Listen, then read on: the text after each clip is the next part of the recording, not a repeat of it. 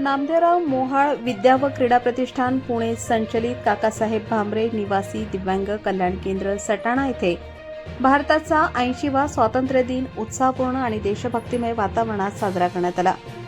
15 August रोजी सकाळी 8 वाजता आयोजित करण्यात आलेल्या ध्वजारोहण कार्यक्रमात विद्यार्थ्यांसह शिक्षक, कर्मचारी, मान्यवर आणि सामाजिक क्षेत्रातील व्यक्ती मोठ्या संख्येने उपस्थित होते।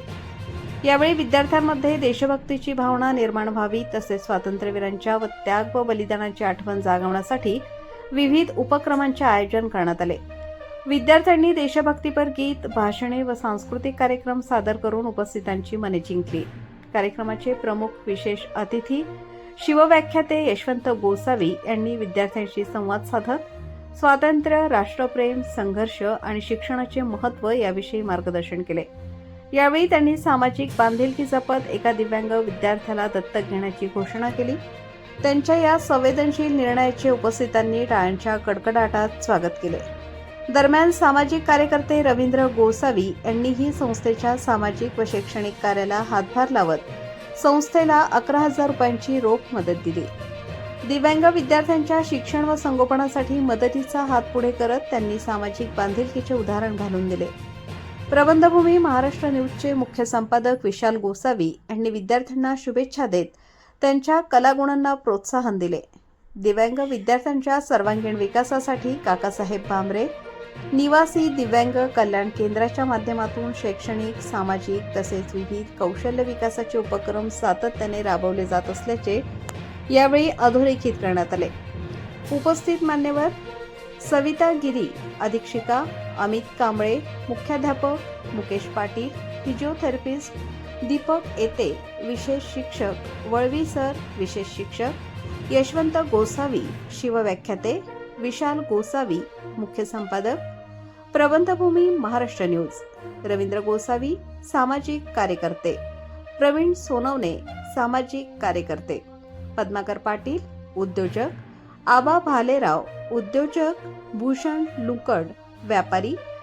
यावेळी केंद्रातील सर्व शिक्षक, विशेष शिक्षक, कर्मचारी व सेवक वर्ग तसेच विद्यार्थी उपस्थित होते।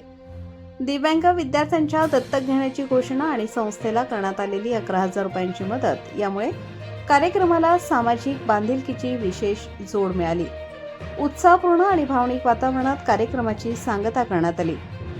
राष्ट्रपिता महात्मा ज्योतिराव फुले, राजर्षी शाहू महाराज, विश्वरत्न डॉक्टर बाबासाहेब आंबेडकर, नेताजी सुभाषचंद्र बोस, भगतसिंग यांच्यासह शेकडो लाखो स्वातंत्र्यवीरांच्या बलिदानामधून जे स्वातंत्र्य तुम्हाला मिळालं त्या स्वातंत्र्याची 80वी पहाट आणि या 80व्या स्वातंत्र्य दिन सोहळ्याच्या निमित्तानं विद्यापीठाच्या समोर स्थानापन्न असणारे आदरणीय पद्माकर दादा पाटील, आदरणीय भालेराव सर, मगाशी यांचे विचार तुम्ही मी ऐकले, त्यांचे मार्गदर्शक आदरणीय रवी नाना, आजच्या कार्यक्रमाचे विशेष अतिथी तथा प्रबंधभूमीचे मुख्य संपादक विशालजी गोसावी।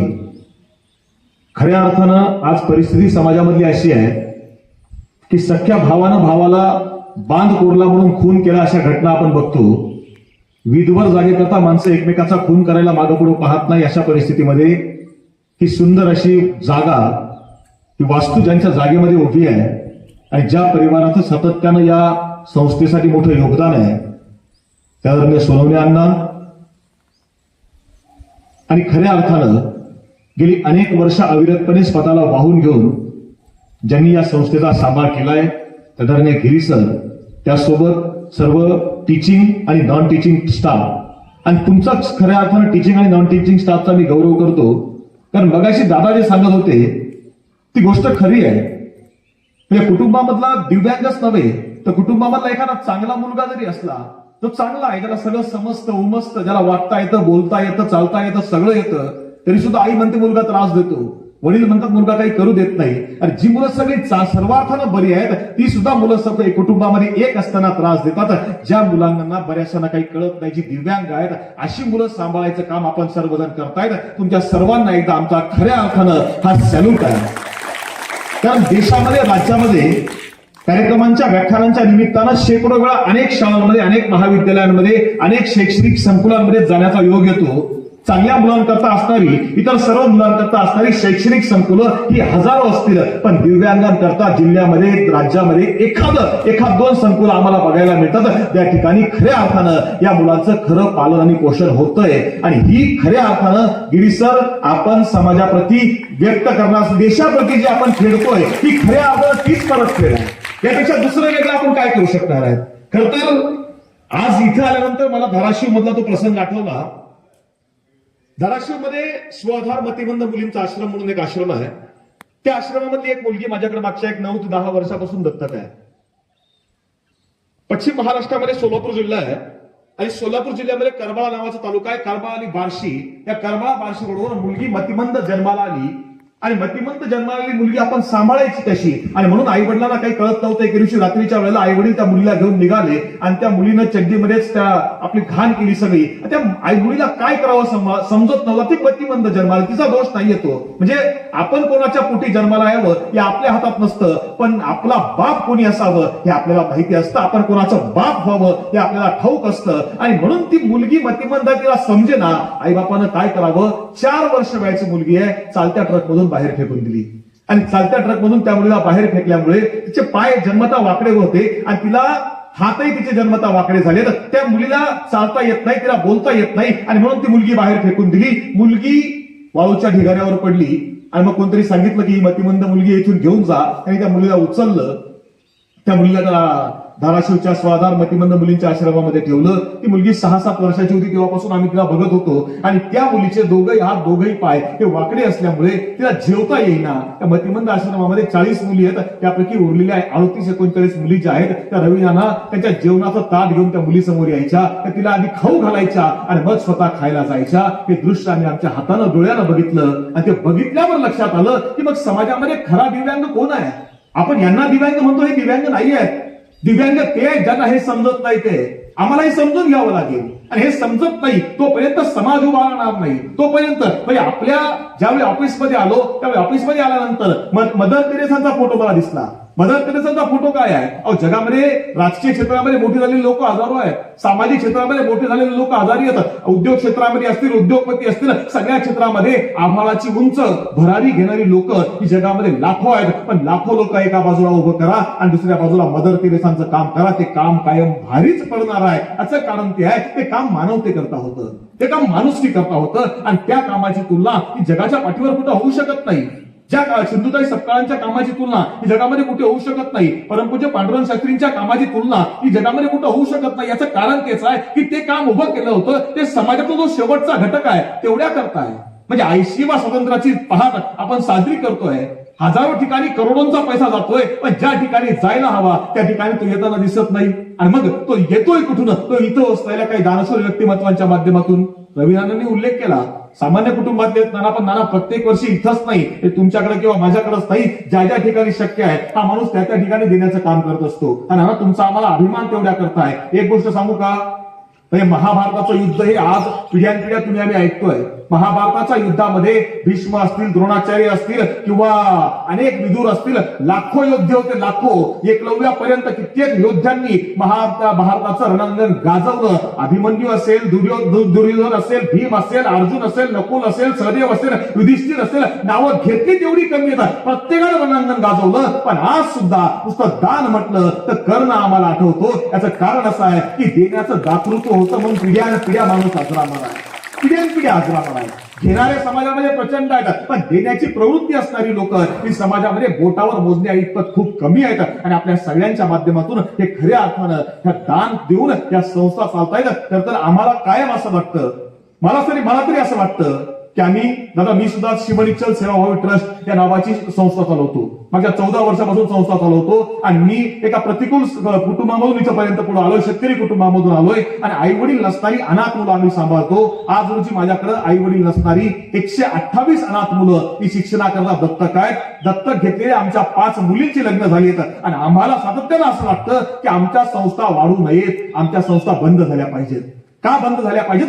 का तर एका कुटुंबानं, एका गावानं एक निराधार, एक दिव्यांग, एक मुलगा जर सांभाळला तर ही जबाबदारी इतरांवर येणार नाही. पण तसं होताना दिसत नाही. कुटुंब ही मुलं सांभाळत नाहीत. कुटुंब म्हणजे नातेवाईक असतो किंवा कुटुंबातली माणसं सुद्धा असतो, ही मुलं सांभाळत नाही, ती जबाबदारी पर्यायाने या संस्थांवर येते आणि दिवसेंदिवस अनाथ आश्रम असतील, वृद्धाश्रम असतील, त्यांची संख्या कमी होण्याऐवजी वाढत चालली आहे. आता सगळ्यात महत्वाचं कारण ते आहे, ही छोटीशी मला कधीतरी ते टीएन सेशन आठवतात. म्हणजे आजचा भारताचा 80वा स्वातंत्र्य दिन आपण साजरा करतोय आणि निवडणूक आयोग म्हटलं की आम्हाला टीएन सेशन जुन्या लोकांना आठवायचे. शिस्तीचा करडा माणूस, IAS असणारा माणूस, आणि टीएन सेशन त्यांचं आत्मचरित्र लिहिलं आणि त्यांच्या ऑटोबायोग्राफीमध्ये त्यांनी एक प्रसंग लिहिला आहे. ते मुख्य निवडणूक आयुक्त म्हणून कार्यरत झाले आणि कार्यरत असताना उत्तर प्रदेशामधलं त्यांचं गाव आहे आणि त्या गावामध्ये यायला निघाले. आणि गावामध्ये येत असताना पुढे 2 गाड्या, आर्मीच्या पाठीमागे 2 गाड्या, त्या पोलीस प्रशासनाच्या, आणि मध्ये त्यांची गाडी सोबत त्यांच्या पत्नी बसलेल्या, आणि मग दिल्लीमधून निघाले आणि दिल्लीमधून त्यांच्या गावाकडे येत असताना बराच वेळ चालू झाल्यानंतर त्यांच्या पत्नीने सांगितलं होतं, पाय मोकळे करूया, गाडी थांबवली तर बरं होईल.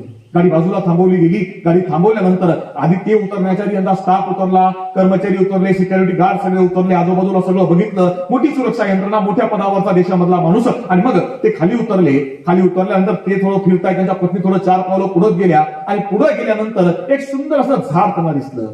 झाडावर पक्ष्यांची काही घरटी होती आणि ती घरटी बघितल्यानंतर त्यांच्या पत्नीला असं वाटलं, एवढं सुंदर घरट आहे, हे घरट आपण आपल्या बागेमध्ये नेलं तर काय फरक पडतो.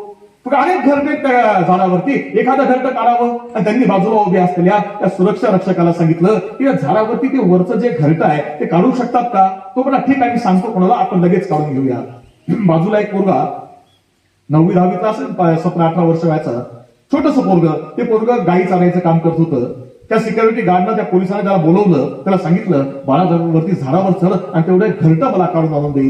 तो म्हटला, अण्णा मी काढू शकत नाही. तो म्हटला, मी काढू शकत नाही. त्याला वाटलं हा फुकट काढणार नाही. ते म्हटले, ठीक आहे, तुला हे 20 रुपये देतो, तेवढं झाडावर चढून तेवढं घरट मला काढून आणू दे. तो पोरगा म्हटला, माफ करा, तरीही मी काढून आणून देऊ शकत नाही. ते म्हटलं, पैसे कमी पडतायत का, 50 रुपये घे, पण तेवढं घरट मला काढून आणून दे. आणि एवढा सगळा त्यांचा संवाद होईपर्यंत टीएन सेशन तिथं येऊन पोहोचले होते. आणि ते पोरग म्हटलं, तुम्ही 50च काय, पण मला 50,000 रुपये दिले तरी सुद्धा मी ते घरट काढून आणणार नाही. आणि त्यावेळी टीएन सेशन यांनी विचारलं की तू का काढून आणून देणार नाही. त्यावेळी त्या पोरानं सांगितलं की माफ करा, ते घरट माझं नाही, ते एका पक्षाचं घरट आहे. आणि त्या पक्षाच्या घरट्यामध्ये त्यांची पिलं असतील आणि त्यांची आई ही बाहेर गेली असेल आणि सायंकाळी ती जेव्हा अन्न घेऊन त्यांच्याकरता तिथं घरामध्ये येईल आणि आपली पिलं ज्यावेळी घरट नाही हे ती बघेल, त्यावेळी ती जो ओक्साबोक्षी रडेल, ते रडणं मला बघवलं जाणार नाही. आणि माझ्या वडिलांनी मला शिकवलंय की आपल्याला कोणाचं घर उभं करता नाही आलं तरी चालेल, पण कोणाचं उद्ध्वस्त घर करायचा अधिकार नियतीनं आपल्याला दिलेला नाही. आज समाजाला या गोष्टीची गरज आहे. आणि टीएन सेशन यांनी खाली वाक्य लिहिलं की त्या मुलाच्या वाक्यासरशी माझं IASचं मेडल जे आहे ते मेडल गळून पडलं. जगातलं सगळ्यात मोठं तत्वज्ञान या पोरानं मला शिकवलं होतं की कोणाचं घरट उद्ध्वस्त करायचा अधिकार मला नाही. पण मी तुम्हाला सांगतो, तुम्ही कोणाचं घर उद्ध्वस्त करत नाही, घरट उद्ध्वस्त करत नाहीत, पण या काकासाहेब भामरे निवासी दिव्यांग केंद्राच्या माध्यमातून शेकडो घरटी उभं करायचं काम हे तुमच्या माध्यमातून चालू आहे. तुम्हाला तुमच्या संपूर्ण स्टाफला आमचा खऱ्या अर्थानं चालू आहे. तुम्ही असाल, तुमचे शिक्षक असतील, आदरणीय राहुल सर माझ्या अनेक वर्षापासून परिचयात माझे मित्र आहेत. आणि या ठिकाणी तुम्ही सगळेजण जे काम करतायत ना, म्हणजे एखादा मुलगा सांभाळणं ही अवघड परिस्थिती असते. तुम्ही एवढी सगळी आमची लहान लहान भावंड सांभाळतायत, ही समाजाप्रती राष्ट्राप्रती ऋण आहे. हे ऋण कोणीतरी फेडलं पाहिजे आणि ते फेडायचं काम आपण करतायत. आणि या कार्यक्रमाच्या निमित्तानं तुम्ही आम्हाला आमंत्रित केलं, सन्मानित केलं, मी तुमचा मनपूर्वक ऋण व्यक्त करतो. आणि मी या निमित्तानं विनंती करतो की सर, यापैकी कुठल्याही एका मुलाची वार्षिक जबाबदारी आमच्याकडे द्यावी.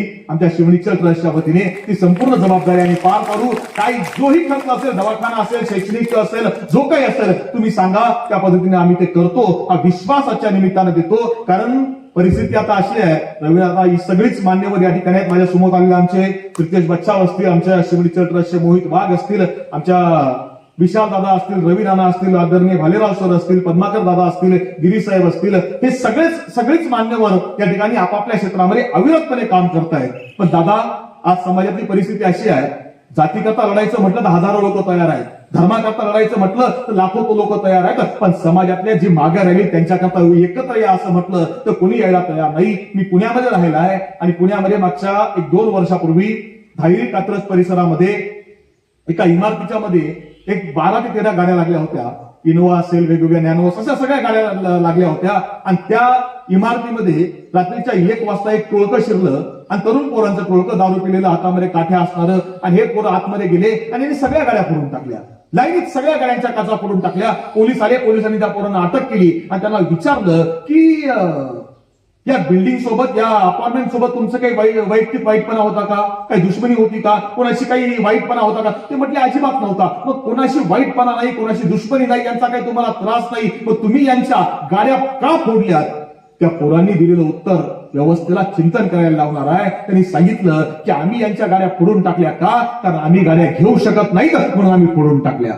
प्रश्न असा आहे की जाती जातीमधले वाद एक वेळ मिटतील, धर्माधर्मामधले वाद एक वेळ निवळतील सुद्धा, पण समाजामध्ये गरीब आणि श्रीमंत हा आर्थिक स्तर जो निर्माण झालाय तो मिटवायचा कसा, हा सगळ्यात मोठा प्रश्न आहे. एका बाजूला सर्वार्थानं इंग्लिश मीडियम, ISC, CBSE सगळे पॅटर्न घेऊन शिकणारी पोरं ही एका बाजूला, आणि एका बाजूला या मुलांकरता जी व्यवस्था आहे ही मुलं एका बाजूला.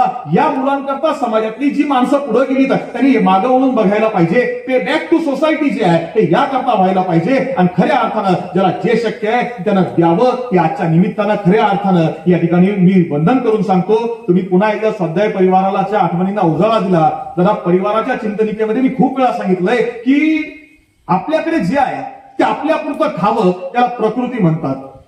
दुसऱ्याचं सुद्धा जे आहे ते ओरबाडून आपण खावं याला विकृती म्हणतात. आणि आपल्यामधला एक घास हा समोरच्याला द्यावं याला संस्कृती म्हणतात. आणि ती संस्कृती खऱ्या अर्थानं या काकासाहेब भामरे दिव्यांग निवासी केंद्राच्या माध्यमातून जपली जाते. मी पुन्हा एकदा आदरणीय आमचे मार्गदर्शक गिरी सर असतील, त्यांचा संपूर्ण स्टाफ असेल, टीचिंग नॉन टीचिंग स्टाफ, त्यांच्या सगळ्यांचं मनपूर्वक ऋण व्यक्त करतो आणि त्यांना सांगतो की तुम्ही एक वेगळं काम करतायत. म्हणजे समाजामधल्या ज्या संस्था आहेत, ज्या मोठमोठ्या संस्था आहेत, ज्या संस्थांमध्ये पगार खूप मोठ्या प्रमाणावर असतील, ज्या संस्थांमध्ये अनेक चांगली मुलं असतील, ज्या संस्थांमध्ये हायफाय दिसायला असतील, त्यांच्या गाड्या भारी असतील, त्यांच्या इमारती खूप मोठ्या मोठ्या असतील, सगळं सुंदर असेल, पण तुम्ही विचारलं सुंदर काम कोण उभं करतंय, तर सुंदर काम तुम्ही उभं करतायत. आणि तुमच्या सगळ्यांना या 80व्या स्वातंत्र्य दिनाच्या निमित्तानं मी पुन्हा एकदा प्रणाम करतो, सॅल्यूट करतो आणि माझ्या भाषणाला विराम देतो. धन्यवाद. जय हिंद, जय महाराष्ट्र.